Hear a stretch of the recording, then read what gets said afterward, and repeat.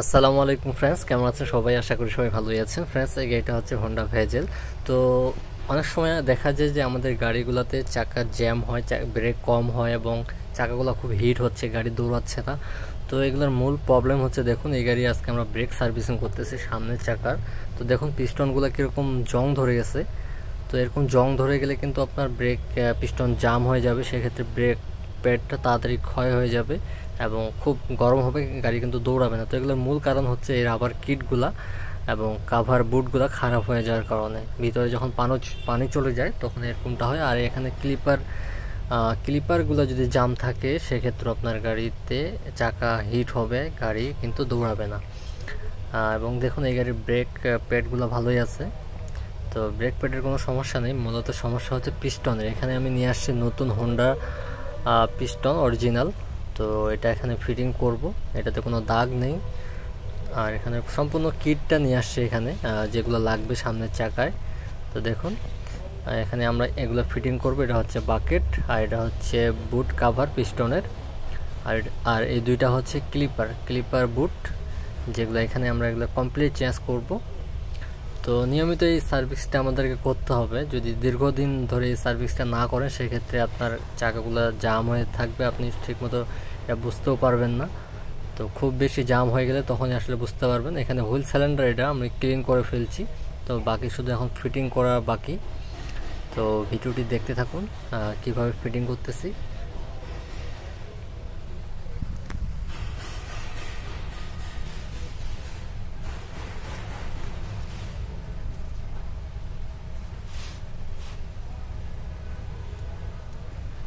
তো এই রাবার বাকেটটা এখানে ফিটিং হবে। ফার্স্ট টাইমে আমি এখানে আপনাকে ফিটিং করে দেখাচ্ছি যে এটা কীভাবে ফিটিং করবেন। তো দেখুন এখানে গ্রিজ দেওয়া থাকে প্যাকেট, 3 রকমের গ্রিজ দেওয়া থাকে। তো সাদা গ্রিজটা দিয়ে আমরা বাকেটের গায়ে হালকা করে দিয়ে, তো দেখুন এখানে আরও গ্রিজ আছে ক্লিপারে দেওয়ার জন্য, ব্রেক প্যাডে দেওয়ার জন্য। তো এগুলো কমপ্লিট দেওয়া থাকে সব কিছু কিটের ভিতরেই। তো এটা আমি ফিটিং করে নিচ্ছি। নেওয়ার পর এখানে আমি বুট কাভার ফিটিং করব, তারপর পিস্টনটা। ওকে, তো পুরো ভিডিওটি দেখতে থাকুন। আর ভিডিওটি ভালো লাগলে অবশ্যই লাইক দিবেন। যারা এখন চ্যানেলকে সাবস্ক্রাইব করেনি চ্যানেলটিকে সাবস্ক্রাইব করে নেবেন। তো পিস্টনে আপনি এখানে ব্রেক অয়েল বা গ্রিজ হালকা করে দিতে পারেন, যেন যখন পিস্টনটা আমি ফিটিং করব কোনো রকম যেন বাকেটটা খারাপ না হয়ে যায়, ইজিতে যেন ফিটিংটা হয়ে যায়। তো হালকা পরিমাণে দিতে হবে, খুব বেশি না। তো এটা করার জন্য 2 জনের প্রয়োজন ছিল। আমি এক হাত দিয়ে ভিডিও করতেছি, আসলে করতে পারিনি। আমি এটা ফিটিং করে নিয়ে আসলাম পিস্টনটা এবং রাবার যে কাভারটা, বুট কাভারটা কিন্তু অবশ্যই খুব ভালো মতো ফিটিং করতে হবে। এটার ভিতরে কিন্তু পানি চলে গেলে সেক্ষেত্রে কিন্তু পিস্টন আবার খারাপ হয়ে যাবে। যদি ময়লাও চলে যায় সেক্ষেত্রে পিস্টন জাম হবে। তো বুট কাভারগুলো ভালো করে ফিটিং করতে হবে এবং কোথাও যেন ছিঁড়া না থাকে। তো এই ব্রেক প্যাডগুলো আমরা ঘষে এখানে ফিটিং করে দেব সিরিজ পেপার দিয়ে। তো এটার মধ্যে আরও এখন আমি ফিটিং করব ক্লিপার বুটগুলো এখানে ফিটিং করব গ্রিজ করে। তো দেখুন এটা মোটামুটি জাম আছে। এটা জাম হওয়ার কারণ হচ্ছে পুরানা গ্রিজগুলো খুব ময়লা হয়ে যায়, গাদ হয়ে যায় ভিতরে, সেগুলোর জন্য ক্লিপারগুলো জাম হয়ে যায়, ঠিকমতো ব্রেকটা খেলতে পারে না। তো ব্রেকেও সাউন্ড করে, ব্রেক ধরলেও সাউন্ড করে ক্লিপার যদি গ্রিজ শুকিয়ে যায় বা খুব প্লে থাকে। তো আমরা এখানে গ্রিজ করব, আমি এখন এখানে গ্রিজ করব এটা। তো ভিডিওটি দেখতে থাকুন। তো দেখুন কীরকম যে আগের যে গ্রিজগুলো ছিল কীরকম ময়লা হয়ে গেছে। তো ক্লিপার বুটটা আমি খুলে ফেলতেছি। তো দেখুন, তো গ্রিজের গ্রাইভেরিটা আসলে নষ্ট হয়ে গেছে। যে গ্রিজের যে একটা স্লিপিং থাকে, পিচ্ছল যে ভাবটা থাকে গ্রিজের, সেটা নষ্ট হয়ে যায় চলতে চলতে, অনেক হিট হওয়ার কারণে। তো এগুলো আমাদেরকে ভালো করে পরিষ্কার করে এখানে ফিটিং করতে হবে।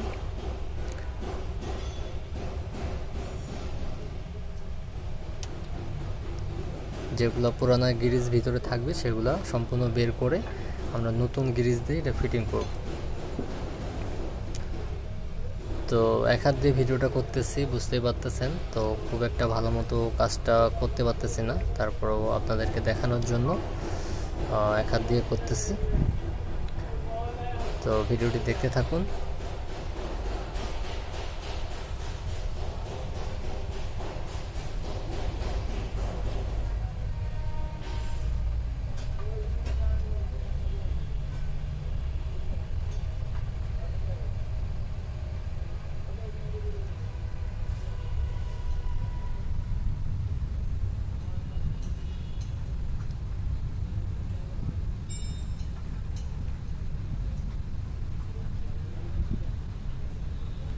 তো এটা হচ্ছে নতুন ক্লিপার বুট, এটা এইভাবে ইজিভাবে ফিটিং হবে এখানে।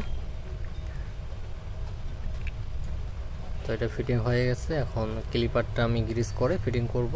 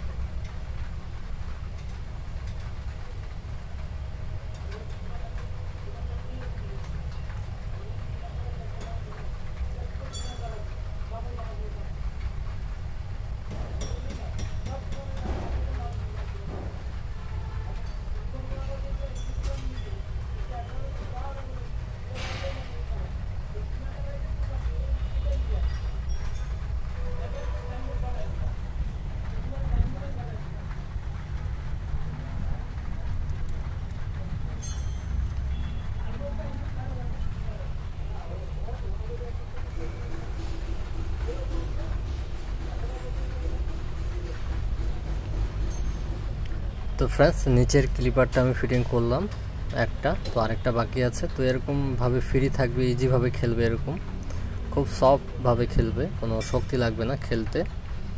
তো এখন উপরেরটা আমি ফিটিং করব।